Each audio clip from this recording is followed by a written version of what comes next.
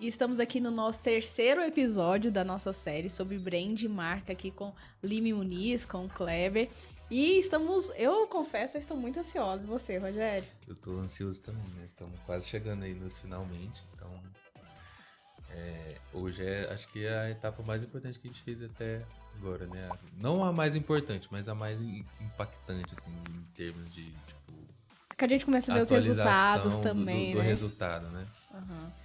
Então, eu confesso, eu tô muito ansiosa por essa parte. E, Kleber, o que você preparou pra gente? E eu vi que você também não veio sozinho, né? Ele trouxe reforço. Apresente aí, por favor. Vamos lá. Bom, hoje a gente vai falar de uma fase muito importante do projeto, que é justamente a gente começar a tangibilizar a estratégia, né?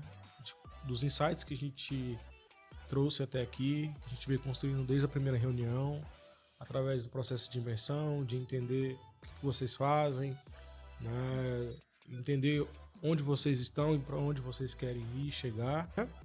E hoje com a gente está a Mayara Calácio, que faz parte do nosso time. Ela é estrategista de marca e ela vai trazer também as percepções dela sobre o projeto em conjunto de como nós estamos trabalhando e também trazer essas características textuais e verbais que a marca tem como objetivo. Mayara. É um prazer estar aqui, gente. Tudo bem? É bom demais estar participando desse projeto. Assim, é um projeto muito relevante para a sociedade, o trabalho que vocês fazem, né? Então é muito legal a gente ter essa comunicação bem casada e que eles possam entender todo o propósito, né, que vocês buscam para a marca de vocês. E tô aqui para somar, né? Sou estrategista de marca da Lime Muniz e a gente está aqui para somar com vocês em relação aos textos, a parte de copywriter também. Ah, que legal. A gente tá muito ansioso. E o prazer enorme ter você aqui, né? Uma pessoa experiente aqui que realmente veio para somar. Então vamos lá.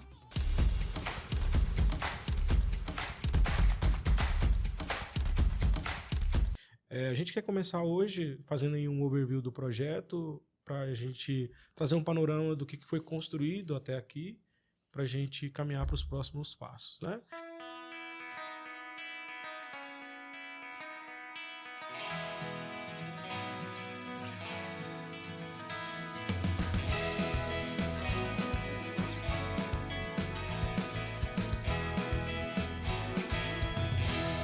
A marca precisa ter estruturas para que ela possa consolidar a sua linguagem e se basear em cima disso. Por isso, dentro da importância do projeto de branding, nós não pensamos que a ativação de marca está voltada simplesmente para o cenário visual. O cenário visual é uma ponta do iceberg, é um caminho que vai tangibilizar a estratégia. A gente usa o design entra de fato como uma ferramenta extremamente estratégica e importante para que ele possa conseguir tangibilizar o conceito que aquela marca tem, né? As características de informação, de cores e de linguagem, ela vai trazer essa consistência. Mas a marca ela precisa trabalhar com dois tipos de linguagem. Ela precisa ter o seu embasamento de linguagem verbal e ela também precisa ter o seu embasamento de linguagem visual e estética, né? Então essas duas coisas elas caminham juntos. Um momento onde é que a marca vai precisar ter um direcionamento, né, Mayara? Sim. Qual é o caminho que eu devo trilhar? Qual é esse GPS que vai guiar a marca? Claro que a marca ela tem um destino. E no meio do caminho muitas coisas podem acontecer. Ela pode desviar uma rota, ela pode furar um buraco e etc. Porém, ela precisa chegar no destino, né? Então, ao longo do processo, a marca ela vai amadurecendo também Sim. o seu posicionamento. Nós já desenvolvemos projetos de branding que no início a gente direcionou um caminho para o cliente, a marca foi implantada, ela foi amadurecendo e ao longo do tempo ela precisou ressignificar esses caminhos por conta não simplesmente do conceito do produto, do serviço, mas é porque o próprio mercado ele é dinâmico. A própria audiência vai dando respostas, né, ao longo do caminho, né? E a gente entra no conceito realmente de estratégia, né, de desenvolver quais serão esses caminhos pontuais, né? A gente utiliza primeiramente uma metodologia e uma referência aos estudos dos arquétipos. Os arquétipos é um estudo que ele não nasce no marketing, mas o marketing se apropria dele. Os estudos arquétipos eles nascem da psicologia analítica, principalmente pelos estudos de Jung, que ele traz essa ideia de que Existe alguns modelos, referências que a gente pode abstrair e trazer para a nossa realidade. E trazendo no contexto de marca, isso acontece. Então, por exemplo, existe um livro do Herói Fora da Lei, por exemplo, que é o mais conhecido para falar sobre esse assunto, da Margarete e da Carol. Elas trazem uma série de assuntos a respeito de como nós podemos utilizar as referências de arquétipos para trazer direcionamentos para o conceito de uma marca, né? Voltando lá na psicologia analítica, e outros especialistas, eles dizem que não existe apenas alguns tipos de arquétipos, existem vários. Alguns apontam que existe mais de 1000 tipos de arquétipos, né? Mas dentro do marketing, a gente tem um direcionamento de pelo menos 12 que seriam interessantes para trabalhar nessa construção. Qual a importância do arquétipo para isso? Que ele nos ajuda a trazer um direcionamento para a personalidade da marca. Se a gente está falando que a marca é uma pessoa, então a gente precisa trazer uma característica de como nós conseguimos personificar essa marca. Porque quando nós olhamos para cada um de nós temos uma característica, temos um tom de pele, Sim. temos uma linguagem, temos um jeito de se vestir, um jeito de se falar, de gesticular. Isso é personalidade, isso é identidade. A identidade é algo único que a marca tem ou que uma pessoa tem. E por isso que a gente precisa dar personalidade para a marca, porque a personalidade vai levar ela a ser reconhecida através das suas características de identidade. Então, através da identidade, da nossa característica, a gente gera uma imagem. Então, tudo que nós estamos traduzindo aqui, naquilo que nós estamos nos vestindo e falamos, tem muito a ver com aquilo que a gente pensa, com o que a gente acredita, de onde a gente veio e a nossa cultura. Sim. É engraçado, né? A gente está tendo o primeiro contato hoje, né? E eu gosto muito de usar nesse exemplo a ideia da Farm, que é uma marca que a gente, principalmente no universo feminino, comunica bastante. Então, por exemplo, se eu tivesse chegado aqui toda de Farm, né, um estereótipo bem assim, e a gente fosse almoçar, acho que você talvez falaria assim, ó, bom, eu acho que a Mayara é vegana, vou levar ela na churrascaria, ela não come carne. Por que você pensou isso? Né? Porque eu estou com uma marca, eu estou com toda uma referência de uma marca que comunica esse tipo de público, né? Que comunica a questão de desmatamento, a questão do veganismo. Então, isso fala um pouco da identidade, né? As pessoas não se relacionam com marca, elas se relacionam com a pessoa que traduz a marca, né? Elas se relacionam com tudo que a marca traduz para ela. Então, isso tem que ficar muito claro para quem é a marca, para nós e para o público, né? Então, quem é o público que vai consumir a marca de vocês? Né? O que eles estão levando aí mundo afora com uma camiseta, com o brand de vocês, né? Então, isso tem que ficar muito claro para todas as pontas, né? E essa característica de comunicação e de linguagem e de percepção, ela é muito importante, né? Então, a partir disso, a gente chega em algumas conclusões para pensar no projeto de vocês, né? Daquilo que a gente imagina de um direcionador. Dentro do conceito de brand, de estratégia de marca, a gente pode quebrar conceitos, a gente pode quebrar regras, porque eu sempre gosto de dizer que muitas vezes quando a gente está dentro de um campo, né, a gente tem dois caminhos, né, que é o primeiro, a gente pode dominar muito esse campo e muitas vezes a gente fica muito refém desse campo. Existem muitos especialistas de brand, de marketing, que eles apontam que uma marca ela tem que ter um único arquétipo. Ela tem que definir um arquétipo e caminhar em cima desse. Mas a gente, em projetos específicos, a gente gosta sempre de fazer um blend de arquétipos que flertam um com o outro, ou que têm características de similaridade e de proximidade no processo de criação. Dentro do processo de imersão, né, Mayara, a gente traz alguns apontamentos, né, do direcionamento do arquétipo para a MyClinic, né? Sim. E a gente aponta esses dois estilos, né? Sim, a gente aponta aqui um arquétipo que está dentro do sábio, né, que é uma marca que traz essa sabedoria e essa inteligência, e está dentro aí de um grupo que a gente chama de... que a motivação tá muito alinhada com independência, realização. É algo que traz um ser humano mais seguro, né? Ao mesmo tempo que ele é... Por isso que a gente faz esse blend, ao mesmo tempo que é uma marca que traz essa questão do cuidado e da proteção, que está dentro de um grupo que a gente chama de estabilidade e controle, que está dentro do cuidador, a gente traz também uma questão de eu quero estar ali acima da média, então por isso eu não vou beber refrigerantes, um exemplo, né? Porque eu sei que isso faz, então o conhecimento, né? As empresas que lidam com o conhecimento trazem muito essa questão do arquétipo do sábio, né? O contexto da saúde, ele exige, de fato, um cuidado, então a gente transmite isso.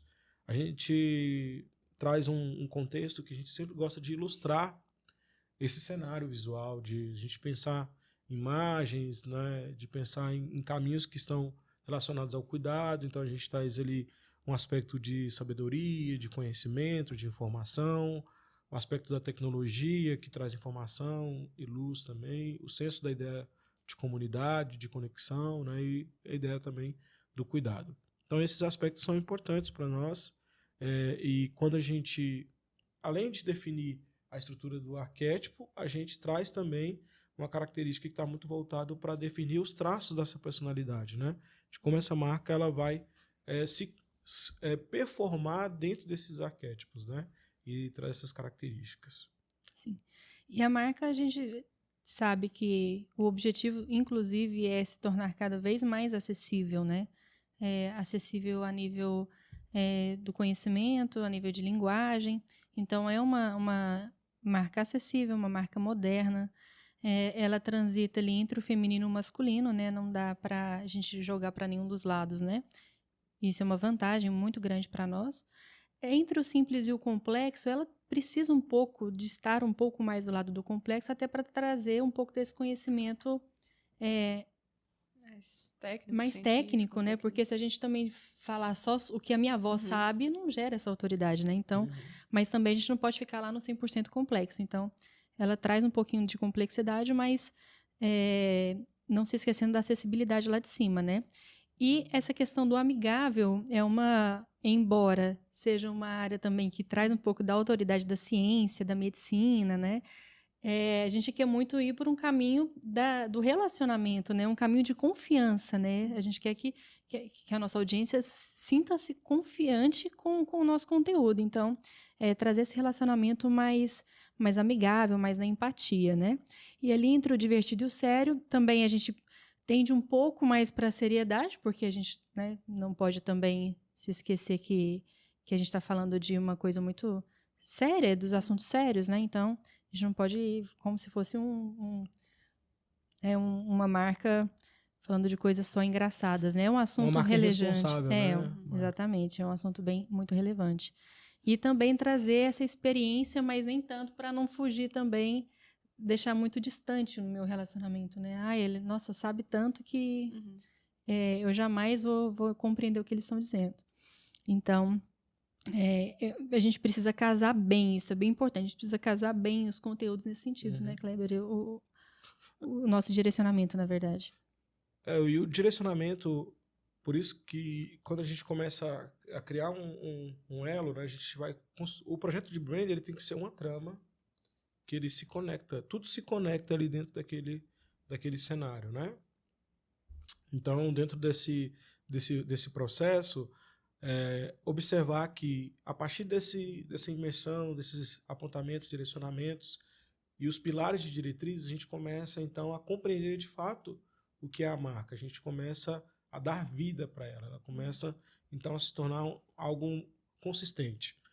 E a partir desse processo, então o que a gente percebe? Que o direcionamento de criar um conceito de fato baseando a partir dos arquétipos, trazer essas orientações, a gente traz a definição, cria uma personalidade, e agora é a hora da gente começar a verbalizar essa marca. Então a gente tem alguns pontos que são importantes para o processo de verbalização da marca, que a gente quer falar mais sobre eles, que está dentro do que a gente chama de um pacote de vocação da marca, né? O que ele entra dentro de alguns conceitos que nós vamos falar aqui adiante. Aqui a gente tenta traduzir em palavras, né, o que seria o posicionamento, o propósito, missão, valores, visão da marca. Então, são textos que vocês depois podem olhar com mais calma.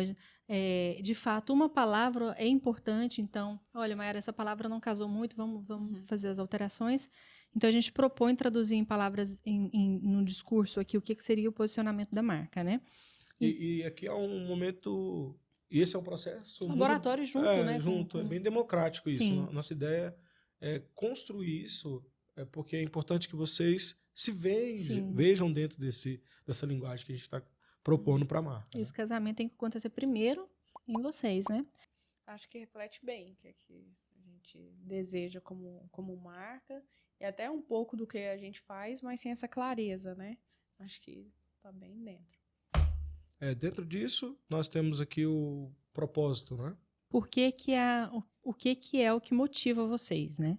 Por que a marca existe assim para o mundo, né? Dentro disso, a partir do propósito, a gente entra num contexto muito mais estratégico mesmo de negócio em si, né? Que a gente chama do MVV, que é a identidade corporativa, que é os pilares de missão, visão e valores.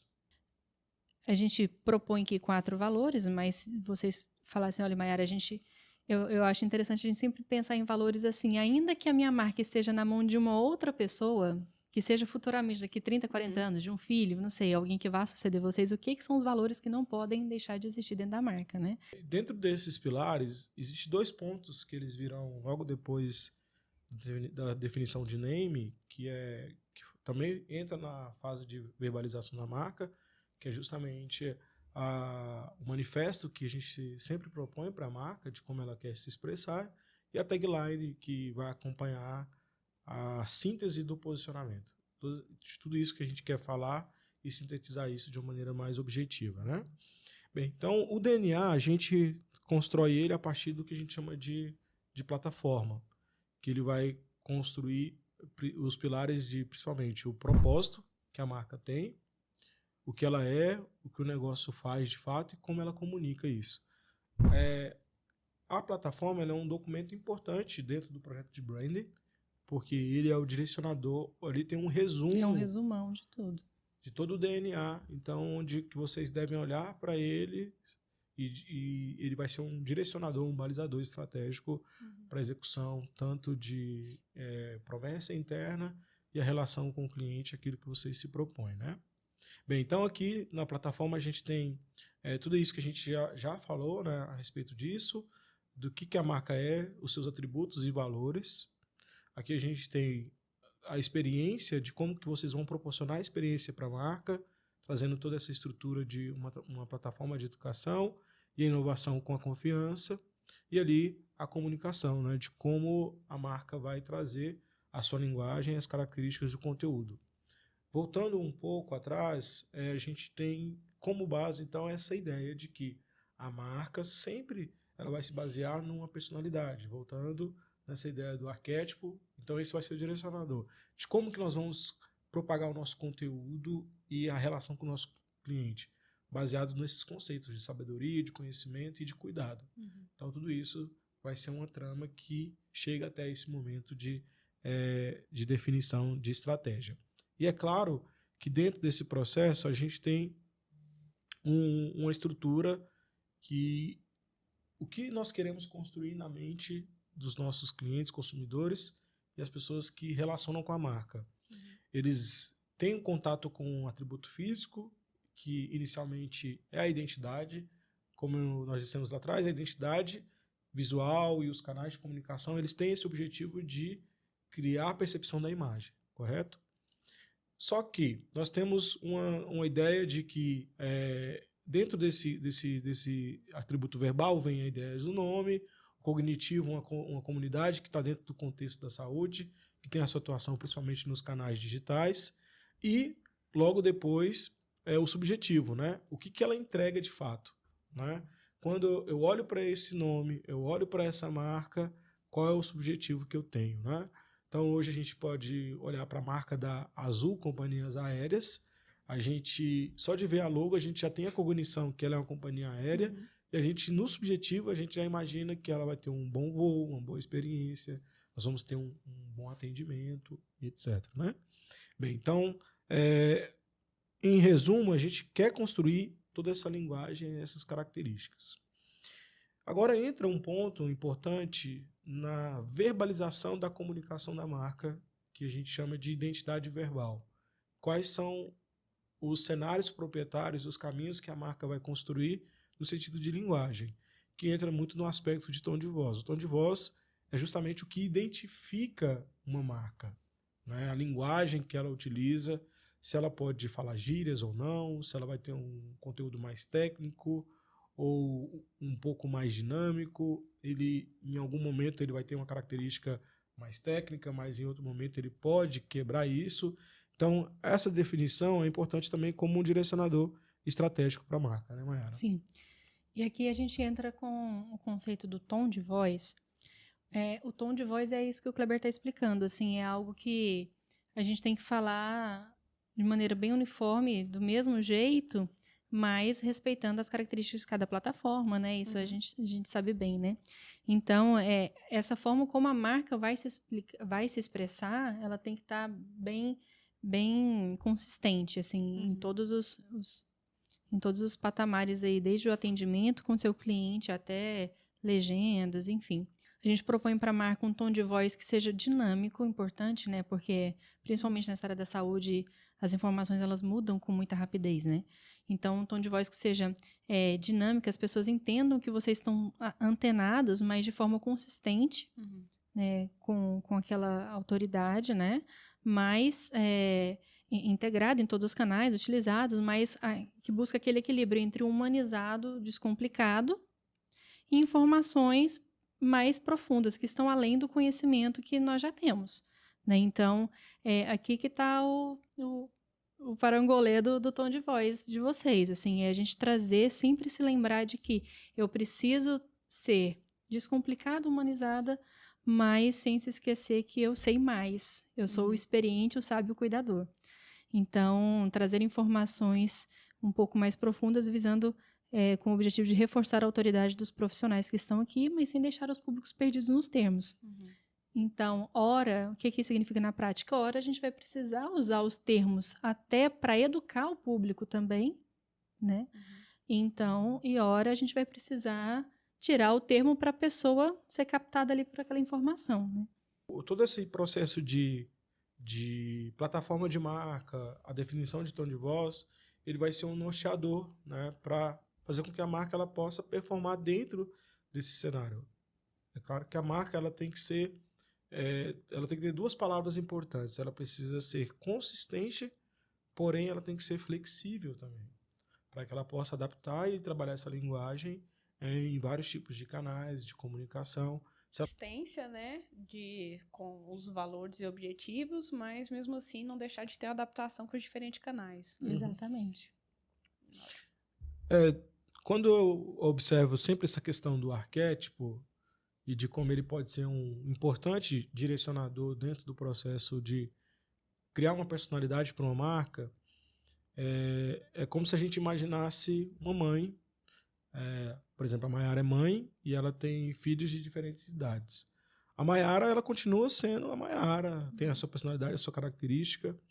E quando ela vai conversar com os filhos dela, ela precisa, claro, adaptar a linguagem de acordo com a idade dos filhos dela, né? Então, quantos anos tem a sua filha? Uma 7, outra 3. Então, 7, outro 3. Então, eles entendem uma comunicação de uma maneira diferente. Então, ela precisa adaptar a linguagem dela para falar especificamente com cada um dos seus filhos, porque eles estão em contextos diferentes. Então, a marca ela tem que performar também dessa forma.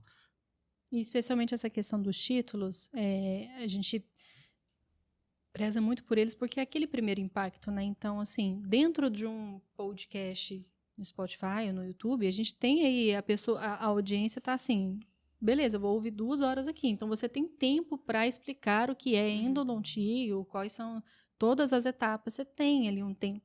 Agora, a pessoa que está ali no post, você tem que captar ela com 3 palavras. Então, você conseguir recortar o mesmo conteúdo, não se esquecendo das diretrizes do seu tom de voz, né, para diferentes plataformas, né? Então, essa questão do primeiro impacto, do vídeo, os 3 primeiros segundos, então isso é muito importante para a gente ter como parâmetro, assim. E aí chega um ponto que a marca, em algum momento, ela precisa tomar algumas decisões estratégicas. E essas decisões estratégicas partem desde uma mudança de uma identidade visual, e aqui eu quero trazer uma reflexão importante que existe uma grande diferença entre o que a gente chama de rebranding e redesign de marca. Quando nós estamos pensando no redesign de marca, nós estamos pensando num aspecto técnico de design, que é evoluir uma identidade visual, se apropriar daqueles atributos que já existem e trazer uma modernização daquela marca. A gente pode, claro, modificar formas, cores, a gente precisa observar o que vai mudar, o que vai ser mantido, se vai ter uma evolução ou uma revolução daquela marca nos aspectos estéticos, porque aquela marca muitas vezes ela envelheceu ao longo dos anos, ou as características visuais elas não dialogam mais com aquele público que ela quer conversar e por isso ela precisa tomar uma decisão. E em alguns pontos estratégicos vai precisar também da mudança de um nome, que é algo extremamente complexo no sentido de rebranding. Porque mudar o nome de uma marca que já está no mercado é um trabalho que precisa ser muito consistente, precisa ser pensado. E quando a gente pensa na variável da construção, por exemplo, de um nome, existe uma série de fatores que precisam ser considerados a respeito da construção de marca. E esses fatores, eles partem de uma série de caminhos que devem ser pensados no sentido de criação. Por exemplo, quando nós pensamos na escolha de um nome, a definição de um nome de uma marca, a gente precisa pensar nos aspectos, por exemplo, de grafia, né, se aquele nome vai ser fácil de ser escrito, a sua sonoridade, a sua legalidade, principalmente no INPI, que faz, dentro do Brasil, os registros das marcas para saber se aquele nome é possível dentro daquela classe específica de registro que aquela marca vai ter, e etc. Se aquele nome traduz os conceitos do posicionamento que está sendo trabalhado, né, e quais são os atributos que vão ser trazidos para a marca ao longo do tempo. É claro que existem nomes que foram criados sem necessariamente uma razão específica. A gente criou esse nome. Não, às vezes a gente escolheu esse nome que a gente achou bonito, etc. Existe uma série de fatores que isso pode influenciar. Mas existem alguns pontos importantes que devem ser trabalhados, principalmente no potencial que aquele nome pode ser trabalhado e conversado. Eu sempre pontuo para os clientes que necessariamente você não precisa se apaixonar pelo nome, porque o nome não necessariamente é para você. O nome é da marca e de quem ela vai dialogar é a promessa que ela tem, né? Então é importante atentar para esses conceitos e esses atributos. Então, dentro dessa narrativa, sempre é importante a gente pensar que os melhores nomes podem ser muitas vezes estranhos no início, até você conseguir se acostumar com aquele nome, né? E observar ele dentro de alguns cenários. Nenhum nome vai ser perfeito, isso é uma sofisma a gente achar que aquele nome vai ser o melhor possível, porque o nome ele precisa caracterizar a característica. A gente precisa olhar sempre o nome de uma maneira estratégica, né? De como aquele nome realmente vai trazer. Nome de marca é igual os outros dizem que é nome de filho? Não atrapalhando, tá bom? Exatamente, né? Atrapalhando tá bom. Então, trazer essa linguagem, né? E ela deve ser sempre o gosto pessoal, ele tem que ser colocado em segundo plano. Por isso que é importante observar a questão estratégica. Porque sempre alguns clientes falam assim, olha, mas eu não gostei dessa marca, algo que não tá legal. Porém, beleza, mas vamos imaginar, todos os pontos que foram pontuados nesse projeto conecta com o público com que você quer interagir? Se sim, essa marca ela tem uma grande propensão de realmente ser assertiva para a marca, né? Então, aqui nesse processo a gente traz aqui alguns caminhos, algumas alternativas de nomes que a gente pensa para pontuando dentro desse projeto. que foi uma das dores que vocês apresentaram, que é justamente que o nome ele traz uma outra cognição, as pessoas olham para o nome e pensam que às vezes é uma clínica, né? Às vezes é um outro universo, mas a gente tem que trazer esse senso de comunidade e as criações daquilo que a gente percebe. Então os nomes eles vão passar justamente por esses critérios: grafia, pronúncia, sonoridade, conceito e o potencial criativo. Sim, importantíssimo, né? Igual a gente disse no começo, a gente sabe que vai chegar em algum lugar daqui pra frente, né? Mas é importante chegar no lugar certo, né? Sim. Então, esse começo pode até parecer que é muito detalhado, mas é exatamente porque a gente quer chegar no lugar certo, né? Então, definir este lugar é esse processo que a gente está fazendo aqui, né? Muito importante. Né? Bem, então dentro disso, a dinâmica agora é vocês pensarem quais são as possibilidades que vocês acham interessantes, dentro do que vocês acreditam, e a partir disso nos passar essa listagem de qual que vocês acham interessante, a gente fazer a pesquisa e trazer a devolutiva disso, né? Então agora nós temos essa tarefinha de casa, né? Que nós vamos sentar aí, vamos chamar a Roberta de trás das câmeras também, vamos preencher a nossa tabelinha e dizer que eu tô superou minhas expectativas, porque eu fico com receio, né? Porque é um filho ali que a gente vai tendo. Então tem aquele apego já, assim, mas consigo visualizar algumas das propostas. Eu sei que ainda tem que ver todas essas coisas ainda, né? Como parte legal, enfim, disponibilidade. Mas eu achei que estamos indo no caminho certo, sabe? Eu consigo visualizar isso. Acho que até aquilo que você falou sobre, de repente tá muito detalhado agora, é realmente muito detalhe, muita informação, mas é literalmente cada um desses detalhes, cada um desses tópicos que foram apresentados é o que vai fazer a gente chegar onde a gente quer chegar, e eu também acho que tá tudo muito assertivo, tá tudo muito bem direcionado, muito claro, né, que era essa clareza, essa objetividade, que era justamente o que tava faltando, né? Justamente. Então, gente, eu quero agradecer vocês demais pela disponibilidade. Foi um prazer enorme te conhecer. Foi meu, foi ótimo. E nós vamos fazer a tarefinha de casa e me fala o que vai ser a próxima etapa depois disso. Logo depois que a gente desenvolveu a linguagem verbal da marca e todos os seus direcionadores estratégicos e a definição de nome, que é a tarefinha que vocês vão ter, e também da nossa parte de trazer também as viabilidades e as possibilidades de uso dessa marca de uma maneira legal, entra depois uma fase que é importante, que é a tangibilização da estratégia, de como que nós vamos, eu gosto sempre de dizer, de tirar o PowerPoint do papel, de como nós vamos tirar os slides do papel e tangibilizar isso visualmente, que vai ser uma fase importante de pesquisa, de levantamento de conceitos, de informações e caminhos possíveis para a construção dessa nova identidade, baseado no name e na construção de todo o conceito da marca. Então é isso, até o próximo episódio da nossa série. Espero que você esteja conseguindo acompanhar e fazendo também os exercícios. Qualquer dúvida pode deixar aqui no comentário que o Kleber vai responder para você, gente. É isso aí. Então é isso, até o próximo episódio. Estou ansiosa para ver como é que vai ficar tudo depois de pronto. Eu também. Tchau.